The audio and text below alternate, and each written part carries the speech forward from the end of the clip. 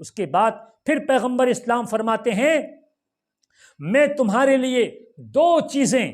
چھوڑ کے جا رہا ہوں، قرآن اور میری سنت، اگر تم نے ان کی پیروی کی تو کبھی گمراہ نہیں ہوں گے۔ اللہ اکبر! اللہ کے رسول پھر کیا فرما رہے ہیں؟ ہمیں ایک فارمولہ دے کے جا رہے ہیں، ہمیں ایک سسٹم دے کے جا رہے ہیں، ہمیں ایک طریقہ دے کے جا رہے ہیں کہ میرے جانے کے بعد قرآن کو مضبوطی سے پکڑنا اور میرے طریقے کو، میری سیرت کو مکمل طریقے سے قائم رکھنا اور اس پر چلنا، تو تم کبھی گمراہ نہیں ہوں گے۔ میرے دوستو، میرے عزیزو، یہاں پر 2 روایتیں ہیں۔ ایک تو یہ جو میں نے آپ کو بیان کر دی، رسول فرماتے ہیں قرآن کو مضبوطی سے پکڑنا اور میرے سنت کو، مطلب میرے طریقے کو، لیکن زیادہ تر علماء اہل سنت یہ بھی فرماتے ہیں، اور اس روایت کے زیادہ قائل ہیں، اور زیادہ تر علماء اہل سنت اسی روایت کو تقریروں میں، بیانوں میں، خطاب میں موضوع سخن رکھتے ہیں کہ رسول نے فرمایا میں تم میں 2 چیز چھوڑ کے جا رہا ہوں، قرآن اور اہل بیت۔ قرآن اور اہل بیت۔ میرے دوستو، اگر ہمارے پاس کتاب ہے، اگر ہمارے پاس کتاب اللہ ہے، تو اس کتاب اللہ کو سمجھنے کے لیے روشنی چاہیے۔ اگر ہم مریض ہیں تو مرض کو دور کرنے کے لیے ڈاکٹر چاہیے۔ اگر ہم راہ پر چل رہے ہیں تو اس کے چلنے کے لیے ایک رہبر چاہیے۔ مطلب میرے کہنے کا یہ کہ اگر ہم تاریکی میں ہیں تو روشنی چاہیے، اگر ہم اندھیرے میں ہیں تو ہمیں اجالا چاہیے۔ تو بالکل اسی طرح اگر قرآن، کتاب اللہ ہمارے ساتھ موجود ہے، ہمارے پاس موجود ہے، تو کتاب کو سمجھنے کے لیے، کتاب کی اہمیت کو سمجھنے کے لیے ہمیں اہل بیت کے پاس آنا ہوگا، ہمیں اہل بیت کے دامن سے وابستگی لینا ہوگی، ہمیں اہل بیت کے چھتر چھایا میں آنا ہوگا۔ اور میرے دوستو، اہل بیت تو ایسے اہل بیت ہے، اہل بیت کے بارے میں تو میں ایک بات آپ کو کہہ دوں کہ اہل بیت کی عزت، اہل بیت کی توقیر، اہل بیت کا ادب تو صحابہ کرام رضوان اللہ تعالی علیہم اجمعین پر بھی ضروری تھا کہ یہ وہ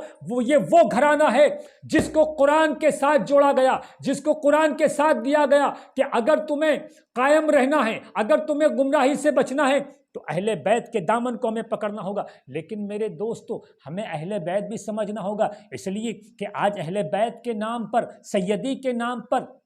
جعلی سید بہت نکل گئے، یہ بہت پرابلم چل رہا ہے، اور ہماری پبلک کے ذہن میں یہ بات آتی نہیں ہے، ہماری پبلک کا ذہن وہاں تک جاتا نہیں ہے جہاں اسٹیج کے اوپر اعلان ہو گیا سید فلاں سید فلاں، لوگ واہ واہ کرنے لگ جاتے ہیں۔ میرے دوستو، یہ فقہی مسئلہ ضرور ہے کہ اگر کوئی انسان اپنے آپ کو سید کہتا ہے تو ہم سید مان لیں گے، لیکن میرے دوستو بالکل ظاہر ہو، بالکل عیاں ہو کہ اس کی سیدی جعلی ہے، نقلی سید ہے، پھر بھی لوگ سمجھنے کو تیار نہیں ہیں۔ اور ایسے ہی لوگ جن کے پاس شجرہ نہیں ہے، لیکن ہم دیکھ رہے ہیں جب ان کے پاس جاؤ تو وہ کیا کہیں گے کہ ہم فلاں بابا کا ہمارا خاندان ہے، ہمارا نسب فلاں بزرگ سے ہے، ہمارا خاندان فلاں بزرگ سے ہے۔ لیکن میرے دوستو، جب وہاں جا کر وہاں کے صاحب سجادہ سے پوچھا جائے، ان سے معلومات لی جائے، تو وہ کہتے ہیں ان شخص کو ہمارے پاس لے آؤ جو ایسی جھوٹی بات لوگوں میں پھیلا کر اپنی دکان چمکا رہا ہے۔ تو میرے دوستو،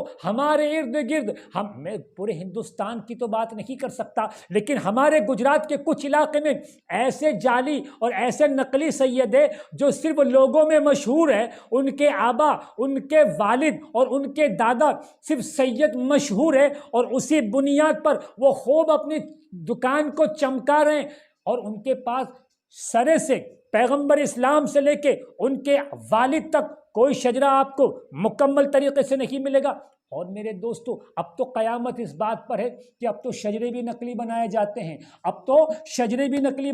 ہیں، اس لیے میرے دوستو، اب